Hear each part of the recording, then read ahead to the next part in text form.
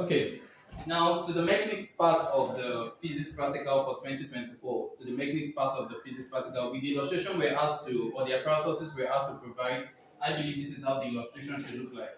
Okay, here I have my retort stand, I have my beaker, I have my spring balance, this is the clamp here, and these are the objects, which are the masses. We have to provide a mass of 20 gram, 50 gram, and a mass hanger.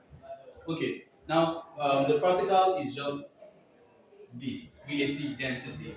Now, when you hear the word relative density is always in comparison with water. It's always in comparison. We are just trying to find the density of a liquid or the density of an object in respect with water. Now, when will an object float and when will an object sink? These are the things you should first understand before you venture into this practical now. Okay, if I have a beaker, if I have a beaker here and I have liquid poured in it, and an object is submerged inside, Now, and an object is submerged inside. Now, the only reason that will cause this object to float, the only reason that will make this object to float is if its density is greater. Sorry, if its density is less than the density of the liquid it is inserted inside. If its density is more than the density of the fluid, then it will sink.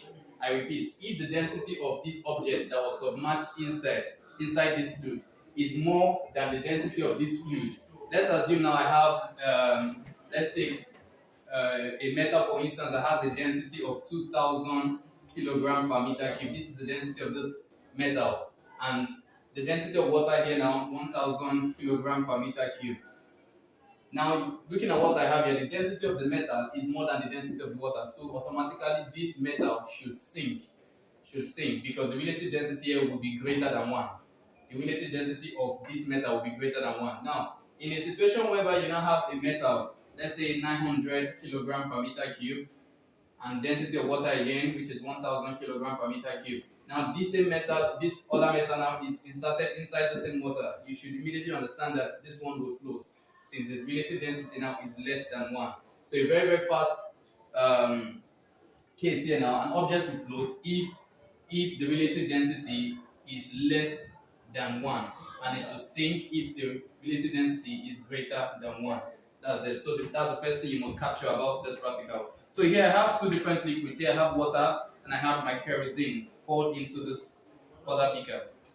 The first thing you need to confirm here is, before you start the practical, you need to get the weight in air. You know the weight in air is always the actual weight. So here I have my spring balance now. If I place my mass hanger on it,